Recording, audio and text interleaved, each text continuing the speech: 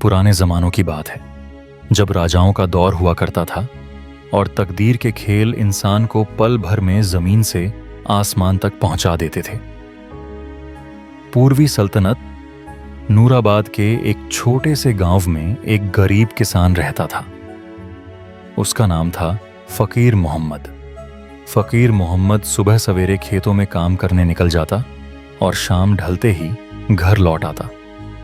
उसकी पत्नी जैनत बीबी मेहनती लेकिन बीमार औरत थी और उनका सिर्फ एक ही बेटा था, आदिल। आदिल कम उम्र का होते हुए भी असाधारण रूप से बुद्धिमान और नेक दिल लड़का था। गांव के लोग अक्सर कहा करते थे, फ़कीर मोहम्मद का बेटा एक दिन जरूर बड़ा आदमी बनेगा। फ़कीर मोहम्मद हंस देता और कहता, बड़ा आदमी, हम तो बस 2 वक्त की रोटी के मोहताज हैं, बड़े सपने देखने की हमें क्या जरूरत। लेकिन आदिल सपने देखता था। वह कहता, अब्बा, मैं एक दिन ऐसा कुछ करूंगा कि दुनिया मुझे याद रखेगी। 1 साल ऐसा आया जब बारिश नहीं हुई, खेत सूख गए, अनाज खत्म हो गया और भूख ने गांव के घरों में डेरा डाल लिया। फ़कीर मोहम्मद कर्ज में डूब गया और एक दिन मजबूर होकर अपना छोटा सा खेत भी बेच दिया। गांव वाले हमदर्दी तो जताते थे, मगर कुछ लोग तंज भी कसते। बड़ा आया राजा बनने वाला, अब तो खाने को एक दाना भी नहीं। आदिल के दिल में आग सी लग गई। वह रात को अपनी मां के पास बैठकर कहने लगा, अम्मी, मैं अब यहां नहीं रहूंगा, मैं अपनी किस्मत आजमाने शहर जाऊंगा। जैनत बीबी की आंखों में आंसू आ गए। बेटा, दुनिया जालिम है, अकेले जाओगे तो कौन संभालेगा। आदिल ने उनके हाथ चूमे। अल्लाह है और आपकी दुआ, वही मेरे लिए काफी है। अगली सुबह आदिल कुछ कपड़े और रोटी के टुकड़ों के साथ गांव छोड़कर निकल पड़ा। कई दिनों तक वह पैदल चलता रहा, कभी जंगलों से, कभी नदियों के किनारों से। आखिरकार एक दिन वह नूराबाद की राजधानी पहुंच गया, एक महान शहर जिसकी ऊंची दीवारें और सोने जैसे मीनारें सूरज की रोशनी में चमक रही थीं।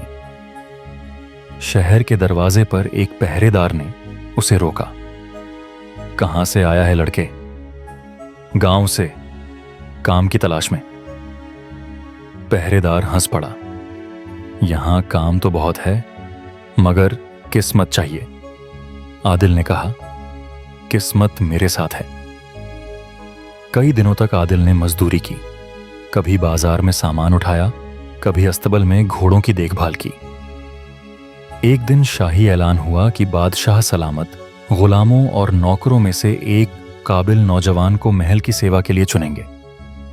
सैकड़ों लोग महल के दरवाजे पर जमा हो गए। आदिल भी पहुंचा। इम्तिहान में अक्लमंदी, ईमानदारी और हिम्मत की परीक्षा थी। पहले इम्तिहान में सबसे कहा गया, यह सोना बादशाह के खजाने तक पहुंचाओ, मगर अमानत में खयानत मत करना। बहुत से लोगों ने सोने में से चोरी की, लेकिन आदिल ने एक सिक्के को भी हाथ नहीं लगाया। जब बादशाह ने हिसाब जांचा तो हैरान रह गया। यह लड़का कौन है जिसने अमानत में खयानत नहीं की? वजीर ने कहा, इसका नाम आदिल है, नूराबाद के बाहरी इलाके से आया है। बादशाह मुस्कुरा उठा। आज से यह लड़का महल में मेरी सेवा करेगा। इस तरह आदिल महल में दाखिल हो गया। वक्त बीतता गया। वह मेहनती, सच्चा और समझदार साबित हुआ।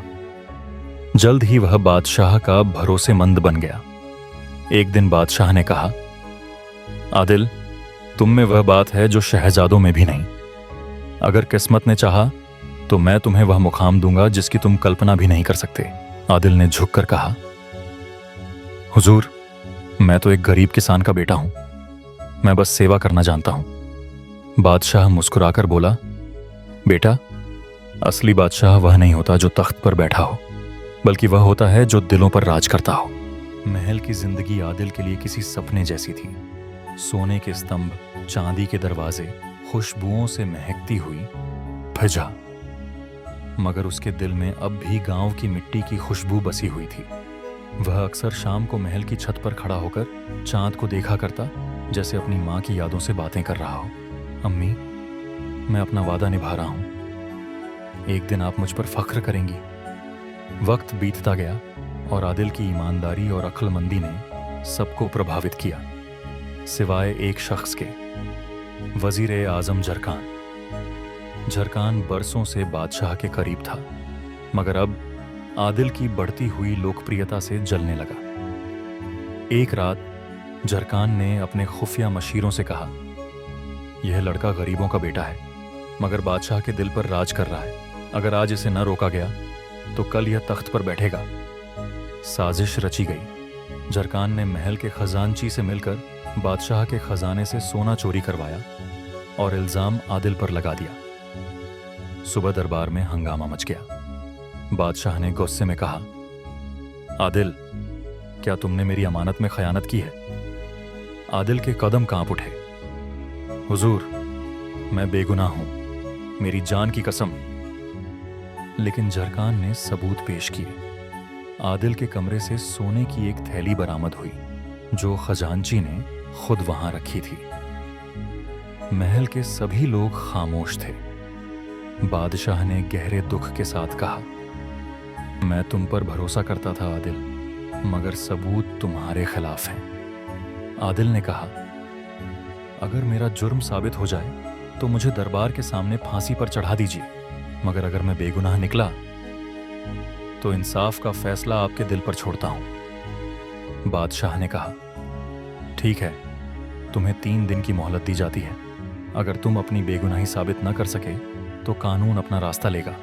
उस रात आदिल ने महल छोड़ दिया। वह अपने पुराने दोस्त अहमद के पास गया, जो महल के अस्तबल में काम करता था। अहमद ने कहा, मैं जानता हूं कि तुम बेगुनाह हो, झरकान के आदमियों ने ही सब कुछ किया है। आदिल ने पूछा, क्या तुम कोई सबूत ला सकते हो? अहमद ने सिर हिलाते हुए कहा, झरकान का खजांची रात में पुराने किले में सोना छुपाता है, मैं तुम्हें वहां ले जा सकता हूं। दोनों रात की अंधेरी चुप्पी में किले की ओर निकल पड़े। हवा में डर की गंध थी, मगर आदिल के दिल में हिम्मत की आग जल रही थी। जब वे कघिले पहुंचे तो वहां खजांची कुछ आदमियों के साथ सोने की थैलियां जमीन में दबा रहा था। आदिल ने एक मशाल जलाई और ऊंची आवाज में कहा, यही वह खजाना है जिसका इल्जाम मुझ पर लगाया गया था।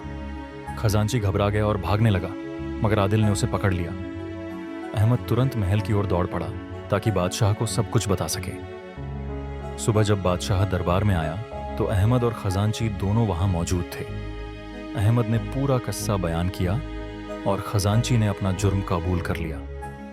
यह सब वजीर झरकान के कहने पर हुआ। दरबार में सन्नाटा छा गया। बादशाह का चेहरा गुस्से से लाल हो गया। झरकान, तुमने सल्तनत के इंसाफ को दागदार कर दिया। बादशाह ने हुक्म दिया कि झरकान को कैद कर दिया जाए और आदिल को पूरे सम्मान के साथ फिर से महल लाया जाए। बादशाह आदिल के सामने आया और कहा, बेटा, तुमने एक बार फिर मेरे विश्वास को मजबूत कर दिया। समय का पहिया तुम्हें जहां भी ले गया है वह तुम्हारी नेकियों की वजह से है। आदिल ने सिर झुकाकर कहा, हुजूर, मैंने सिर्फ सच का साथ दिया है। कुछ दिनों बाद महल में जश्न मनाया गया। बादशाह की इकलौती बेटी शहजादी महक ने आदिल की बहादुरी की कहानी सुनी और पहली बार उसे देखा। उसकी आंखों में कोमलता और सम्मान था। दोनों के दिलों में एक अनकही सी भावना जागने लगी। महक अक्सर महल के बाग में आती और आदिल के कामों को खामोशी से देखती रहती। एक दिन उसने हिम्मत करके पूछा, तुम इतने धैर्यवान कैसे हो आदिल? आदिल मुस्कुराकर बोला, जब इंसान के पास खोने को कुछ नहीं होता तो वह सिर्फ सच्चाई को थाम लेता है।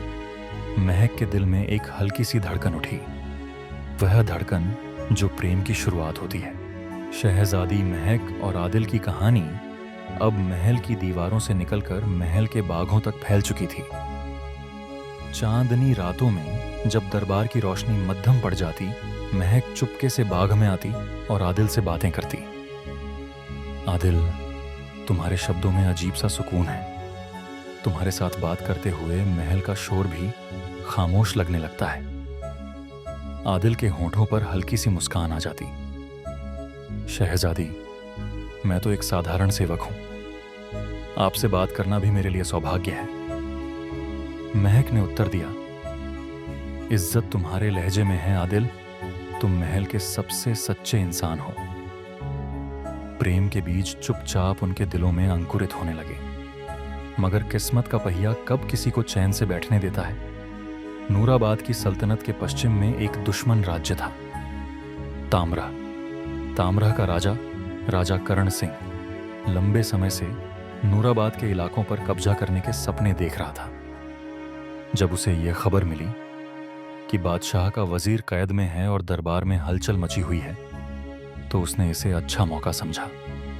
सीमाओं पर फौजें इकट्ठी होने लगीं। बादशाह ने दरबार बुलाया। हमें एक बहादुर सेनापति चाहिए जो फौज की अगुवाई करे। सबने एक ही नाम लिया, आदिल। आदिल ने सिर झुकाकर कहा, हुजूर, यह वतन मेरा है। अगर जान भी देनी पड़ी तो भी हाजिर हूं। आदिल ने फौज की कमान संभाली। गांवों के किसान, मजदूर और सिपाही सबने उसे अपना नेता मान लिया। वह रातों को आग के चारों ओर बैठकर अपने साथियों से कहता, यह जंग जमीन के लिए नहीं, ईमान के लिए है। शहजादी महक हर रात दुआ करती, अल्लाह आदिल को सलामत रखे, वह मेरी सांसों में बसा है। सुबह सूरज निकला तो रणभूमि दहक उठी। तामरा की सेनाएं तलवारों के सैलाब की तरह आगे बढ़ने लगीं। आदिल ने अपनी फौज को ललकारा, पीछे मत देखना। आज जो गिरेगा वह शहीद होगा और जो बचेगा वह विजेता। घंटों तक तलवारों की झनकार, घोड़ों की टापें और धूल के बादल फिजा में छाए रहे। आखिरकार आदिल ने अपनी सूझबूझ से दुश्मन को पराजित कर दिया। राजा करण सिंह को गिरफ्तार कर दरबार में लाया गया। बादशाह ने गर्व से कहा, आदिल, तुमने सल्तनत का सिर गर्व से ऊंचा कर दिया। और वहीं बादशाह ने एक असाधारण ऐलान किया, आज से आदिल न सिर्फ मेरे दरबार का सरदार है, बल्कि मेरे दिल के भी करीब है। मैं चाहता हूं कि वह मेरी बेटी शहजादी महक से विवाह करे। दरबार में सन्नाटा छा गया। आदिल ने हैरानी से बादशाह को देखा, फिर झुककर बोला, हुजूर, यह सम्मान मेरी जिंदगी की सबसे बड़ी नेमत है। महक की आंखों में आंसू थे, मगर वे खुशी के थे, मानो किस्मत का पहिया अब थमसा गया हो। शादी की तैयारियां शुरू हो गईं। शहर में खुशी की लहर दौड़ गई। मगर जहां खुशी होती है वहां इम्तिहान भी आता है। एक रात बादशाह गंभीर रूप से बीमार पड़ गया। हकीमों ने कहा कि उसे जहर दिया गया है। सबकी निगाहें एक बार फिर महल के पुराने दुश्मनों पर गईं, मगर सच्चाई कुछ और ही थी।